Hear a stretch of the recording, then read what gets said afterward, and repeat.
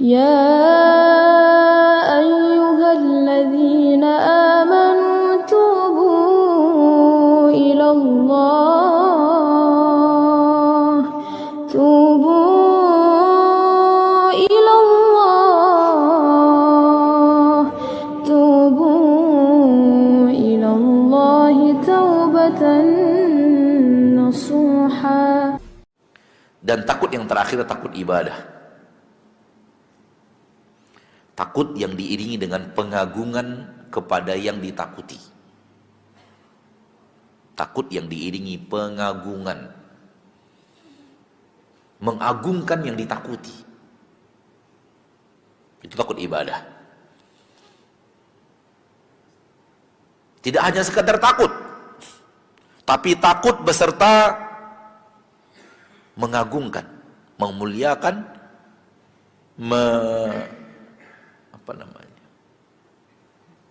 mengagungkan, ta'zim.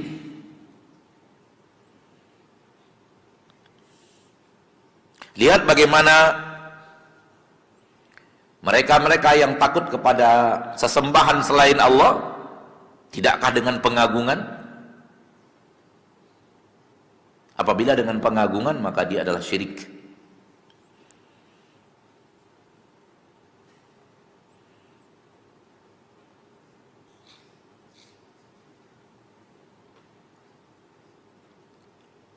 Betapa banyaknya orang yang takut terhadap murkanya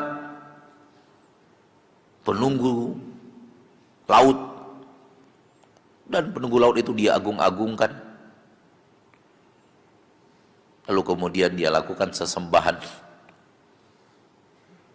dia lakukan sesembelihan untuk mengagungkan penunggu laut, penguasa laut, agar penguasa laut itu ridho kepadanya dan tidak memberikan mudarat kepadanya ketika melaut.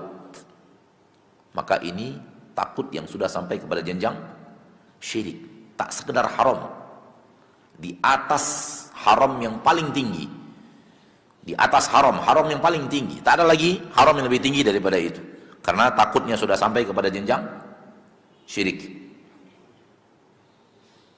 Dan takut yang seperti ini apabila diarahkan kepada Allah satu-satunya, dialah takut yang tauhid. Dialah takut yang tauhid. Tauhid yang mengesahkan Allah Tabaraka wa Ta'ala di dalam takut yang seperti ini. Oleh karena itu, rasa takut bisa jatuh kepada syirik. Rasa takut bisa jatuh kepada maksiat, dan rasa takut bisa hanya sekedar mubah, sesuai dengan apa yang tadi kita katakan. Dan itulah detail bahasan para ahli ilmu dalam bahagian rasa takut, pembahagian takut. Takut bisa menjadi ibadah, takut bisa menjadi wajib saja, lawannya adalah haram, tidak sampai kepada syirik.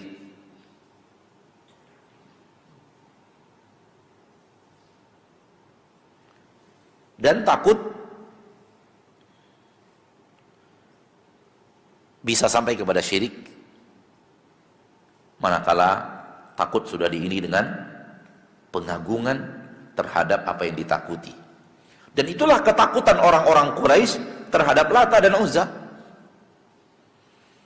Ketakutan yang bukan hanya sekadar takut plus pengagungan kepada Lata dan Uzza.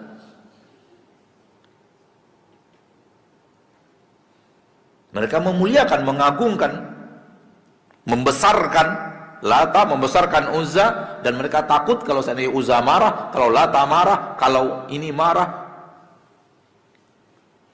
Hal yang sama penunggu gunung, penguasa gunung. Tidakkah orang-orang sebahagian budak-budak penguasa gunung itu takut kepada murkanya penguasa gunung menurut mereka? Tak siapa nama penguasa gunung itu. Aneka ragam ungkapan, aneka ragam kalimat bisa saja keluar, dan mereka mengagungkan penguasa gunung itu lalu memberikan sesajen kepada penguasa gunung.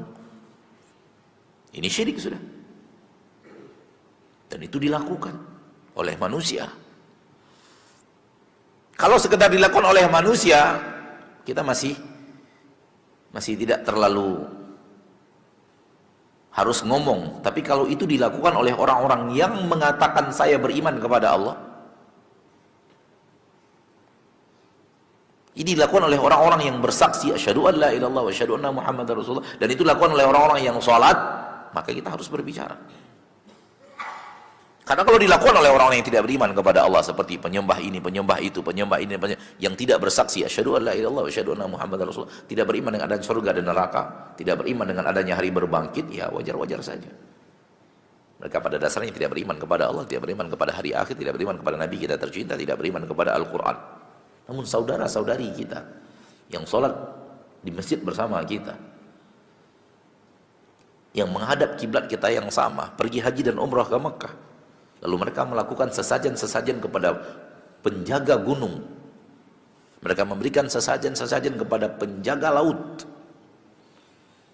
dan pengagungan mereka kepada penjaga gunung dan penjaga laut itu, dan rasa takut mereka kepada penjaga gunung dan penjaga laut itu, dan pengagungan, pemuliaan hati terhadap penjaga-penjaga itu, maka ini adalah sampai kepada jenjang menjadikan sesuatu itu sesembahan selain Allah, sampai kepada jenjang syirik, yang kalau wafat di atas dosa itu akibatnya satu, dia wafat bukan dalam keadaan muslim, dalam ilmunya Allah. Ilmu manusia mungkin masih muslim, disolatkan, dimakamkan di secara syariat Islam, namun di sisi Allah bukan muslim, namanya musyrik. Musyrik itu bukan muslim. Musyrik dan kafir di tempat yang sama.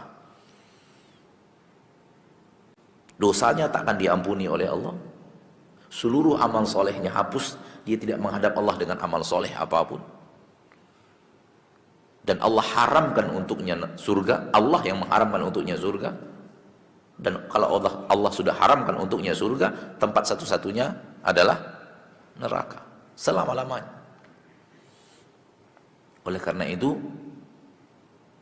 kita menghindarkan diri kita dari itu. Kita mencoba untuk menyampaikan kepada saudara-saudari kita, kaum muslimin dan muslimat yang bersaksi asyhadu an la ilaha illallah wa asyhadu anna muhammadar rasulullah, dan sholat ke kiblat yang sama, Al-Quran kita, kitab kita sama, Nabi kita sama, akhirat tujuan kita sama, surga yang kita cari adalah sama, neraka yang kita akan hindari sama.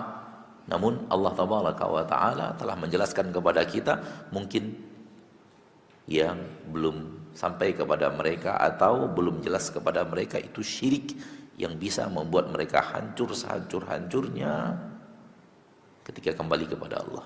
Maka tidakkah rasa sayang, rasa cinta, rasa ingin memberikan kebaikan kepada saudara-saudarinya membuat kita harus berbicara? Nah, kita harus berbicara karena kita tahu bahaya besar yang menanti pelaku syirik di akhirat. Maka ini bukan takut yang sembarangan lagi, takut yang sudah ibadah. Wallahi, kalau itu terjadi pada dirimu, wahai anda yang merasa diri anda muslim, anda lakukan itu kepada penjaga gunung, penguasa laut, persis seperti apa yang dilakukan oleh orang Quraisy kepada Lata dan Uzza, persis 100%.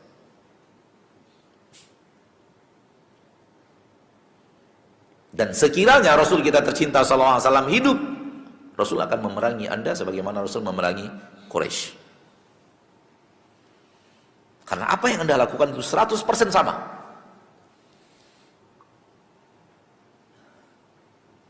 Di perang Badar, Quraisy kalah. Di perang Uhud, menang. Apa yang dikatakan Quraisy? U'lu hubal, u'lu hubal, u'lu hubal. Tinggi hubal, tinggi hubal. Karena mereka mengagungkan hubal, salah satu berhala Quraisy. Pengagungan, diagung-agungkan. Tidakkah orang yang beriman selalu mengatakan Allahu Akbar di saat mendapatkan sesuatu yang mereka cintai, hal yang sama. Orang-orang yang mengagungkan selain Allah, mengagungkan sesembahannya ketika mendapatkan sesuatu yang mereka sukai. Dan itu yang ada di lisan orang Quraisy.